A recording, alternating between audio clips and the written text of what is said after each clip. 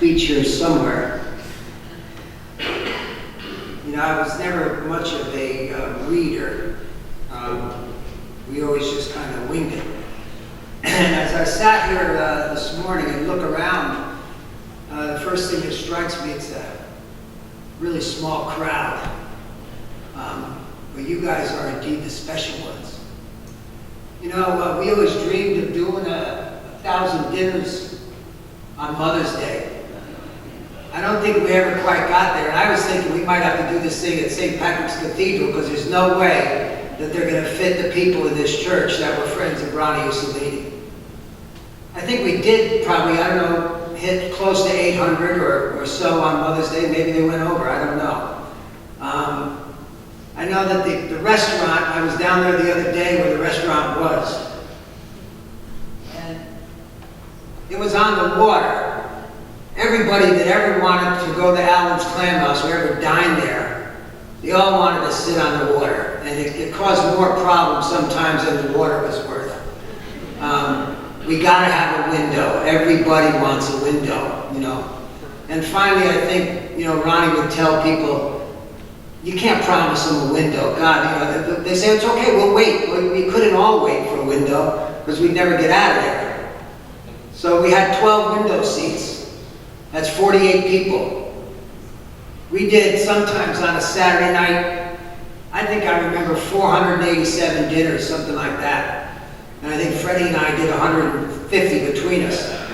You know, some waiters would do 42, and they were in the weeds. And I remember, Ronnie, if you had that station right outside the kitchen with a 8-top, 2 floors on the window, and 2 floors on the side, and you're running pretty good, and we got everything under control. And then Ronnie would say, hey, Ray, take that 8 upstairs in the back. Steve is in the weeds. And what's another 8 when you got 32 in the downstairs, you know? Well, we would do it because Ronnie would ask us to. We would just, whatever he asked us to do, we would do. And last night at the wake, I tried to ask some questions of some of the people and try to learn a little bit more about Ronnie. You know, I thought I really knew him, but then I meet some people last night. So, I know Father already mentioned the family.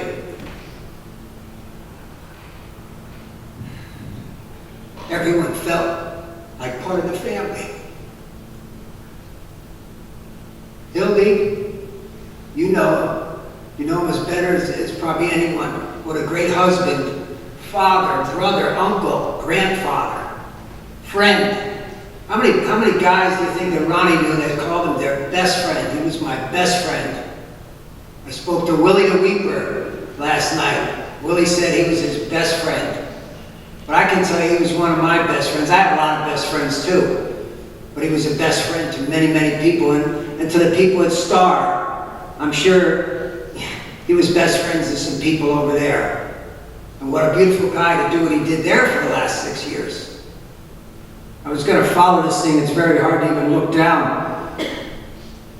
You know, sometimes when people say, where do you work? They say, work at Allen's. Well, what's the name of the owner? They think it would be Mr. Allen. Well, it wasn't Mr. Allen. It was the Uccellini's.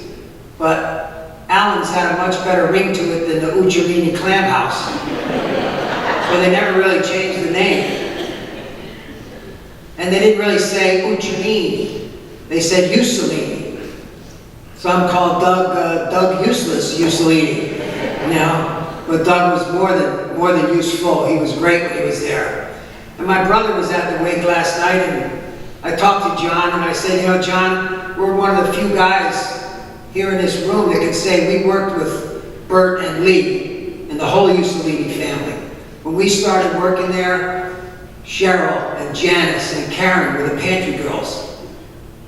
Now, we had some really beautiful pantry girls that came after them, but believe me, they were beautiful. I mean, they came when my brother John and I started hiring pantry girls because they were running out of people. They all went off to college, and Ronnie would say, Ray, we need busboys, we need dishwashers, we need pantry boys. And we said, boys in the pantry? We don't want no pantry boys, we want pantry girls. So we had a lot of girls, and I see a lot of those pantry girls are out there today. You know, I went to college at Harvard College, but I always felt that I went to Ronnie U, like Ronnie University, because I think the most important things I ever learned in life, I learned at Ronnie U. And it was about good service, being a gentleman, thanking the people, giving them quality. Allen's was quality. People say, how the heck can you go to Allen's Clam House? It's so crowded, it's so noisy. You know, they rush you in and out of there. But we're trying to get 400 or 500 people through the doors. It wasn't about sitting and dining. But I can tell you a lot of people met their future husbands or wives while working at Allen's. Much to Wayne's dismay, he would want everybody working, they'll be holding hands over there in the corner. You know, but there was a few relationships started there. You know. I never knew really about Ronnie's record in the service until last night. He was in the Army. You never would have guessed it. I knew Wayne was in the Army because that's the way he ran the kitchen. But Ronnie didn't run the floor like he was in the Army. And I always think that, you know, I've worked for a few bosses in my life, not too many. I've only had one real job, and that was at Q Photo Labs, and when I quit that, I came right back to Allen's. And for the rest of the time, I've been working by myself. And I think as a waiter, you do work for yourself. And at Allen's, we never pooled with the other waiters. We worked for ourselves. And when we were done with our job and our station was set up, we could go home. Most guys didn't go straight home. But Allen's was a team. And that's how it all worked. You had Wayne in the kitchen and Karen and everyone else. You had Ronnie and his wife on the floor. You had busboys. All these guys worked together for years and years. And it was not easy to get a job at Allen's. I don't think they ever had an application. I don't remember anyone ever filling out an application at Allen's Clam House. Somebody sent you down there, you walk in the back, and you say to Wayne, hey Wayne, as a nervous kid, are you hiring? And he'd make you fill out a time card, punch in, and show you where the pots were. And that's what they did, where Ronnie would put you on the floor. And don't ever think about taking off Friday night or Saturday night or Sunday, because it doesn't happen. You got all winter to be off. You know, so Ronnie, I think, was maybe the hardest worker that I ever met. This is a picture of some shoes. These were Freddie's shoes. Freddie put in a few shifts at Allen's. I remember when he got his job, it was a Starman, the bartender. We were short a dishwasher, and Ronnie said, hey, Starman, get someone down here, I need a dishwasher. So Fred, you can thank the Starman for your 30 years down there. This was one season. The shoes were worn out in the season. We used to just throw them out because they were done.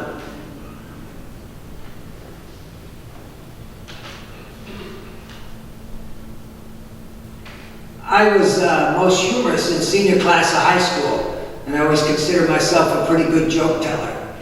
And Ronnie was a good joke teller, but he was a better storyteller. And the great part about those stories is they were all true stories. And you guys were in some of those stories, a lot of you. And maybe sometimes he shouldn't have told us those stories, but he did it. He used to love to share our personal stories and our lives and who were you going out with and what were you doing and how was the soccer team doing. He always was interested. I never wanted to talk business with us. You know, once we punched out, we tried to punch out and leave the restaurant behind. He was a tremendous handyman, and there was nothing that he wouldn't try to fix.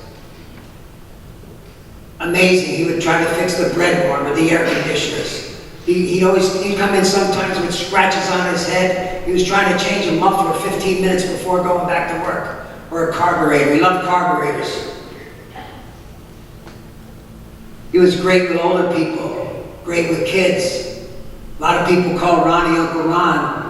He was never really their uncle, but people knew him as Uncle Ron. You know, I think the only people we ever called Mr. or Mrs. at Allen's Clam House was Mr. U and Mrs. U. And then actually we got to call Bert at some day, but it was Mr. and Mrs. U. But Ronnie was always Ronnie. No one ever, I don't believe anyone called him Mr. U. He was a clown. Ronnie was really, I'm sorry Ron, but you were a clown. He was a mix of Captain Dave Zacco, Wacko Zacco, W.C. Fields, George George Burns, Jack Benny, Jonathan Winters, and Ed Norton. Ronnie used to do that all the time. He used to get the pen out.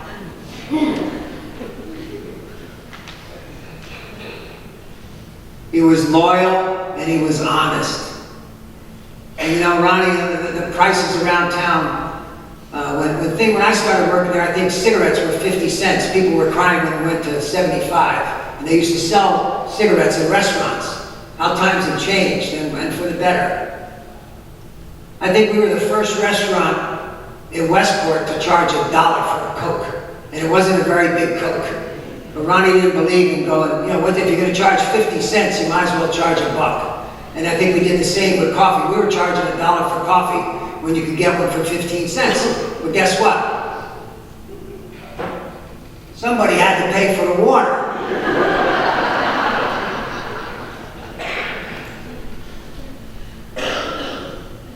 You know, Ronnie was great on the telephone, even though a lot of times the conversations didn't last a long time.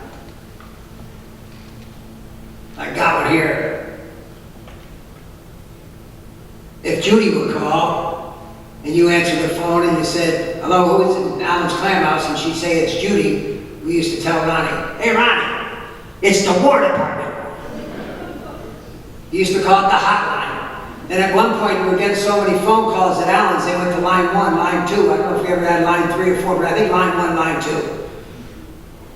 Before cell phones, I can't imagine if there were kids texting in there today while we're working, Wayne would have thrown them out on the ear with one of these things. He'd have thrown them right out. If you ever got a phone call at Alan's when you were working, it better be some kind of an emergency. Because we didn't talk on the phone, we worked. We punched in at 5 and we got out, and then if you had to make a phone call, you make it then. So I just want to give you a little sampling of what some of those phone calls might have sounded like. I call this Good Afternoon, Alan's. Ring. Good afternoon, Alan's. Hey, Ron. I got 4 on Saturday night. What time? You got anything at 8? We're booked. How about 7:30? How about 9? You got it. Can we get Ramon? Gotcha, no problem.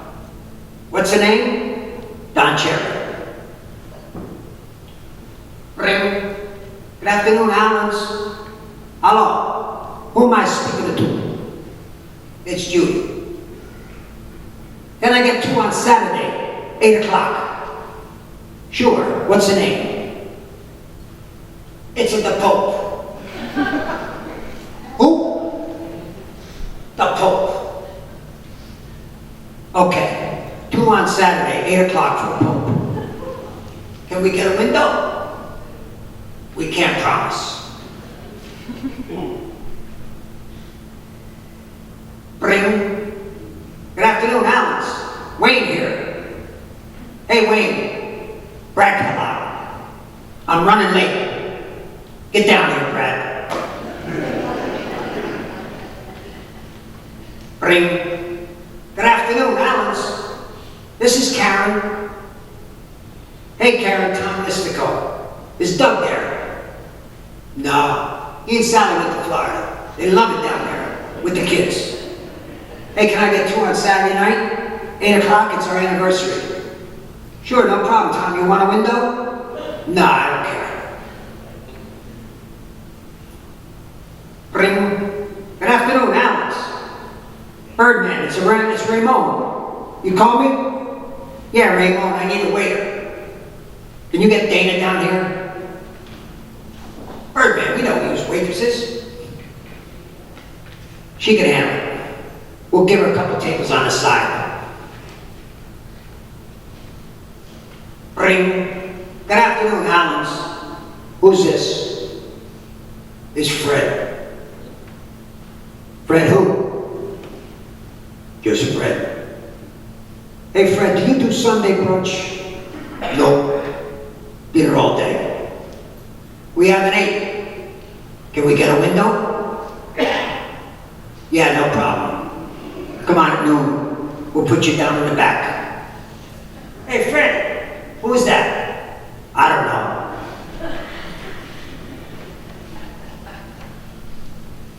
Good afternoon, Allen's. Hey, Ron. St. Peter. How'd you get my number? From Captain Zako, Joe Murray, Zolly Scott, and Frank Dwyer. How's it up there? It's nice. We're busy. Everybody wants a window. How's Mom? She's great. What the heck you calling me for? Ron, I'm getting tired. I want to retire. You can't retire. You gotta work. No, Ron, I need some help, at least some help.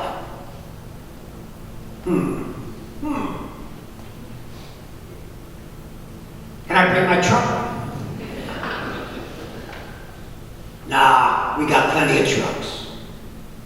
You want a Ford? Nah, Toyota. 4-wheel drive. Air condition. Just a standard. No problem, you got it. What about the wife and kids?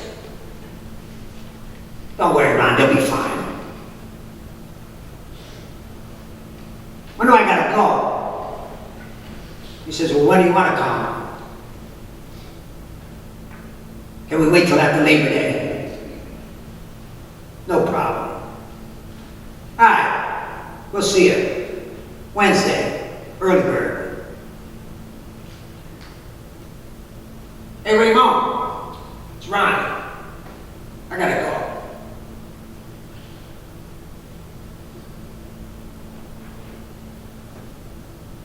Hey, Bird. Yeah, Ramon. Can you get me in there? Let me get there first. I'll get back to you. Thanks, Ramon. Hey, Ramon, do me a favor. Spread the word. You got it, Bird.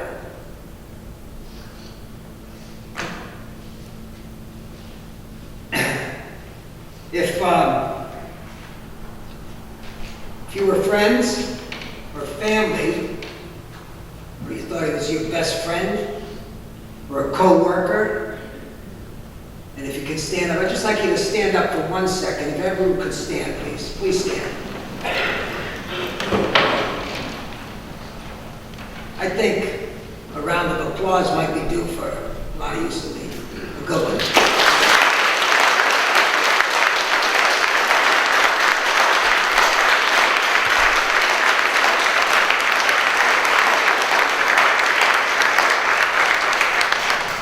There was only one Birdman, and he was the best. And I'm so proud to be part of his family. God bless you all. God bless the Birdman.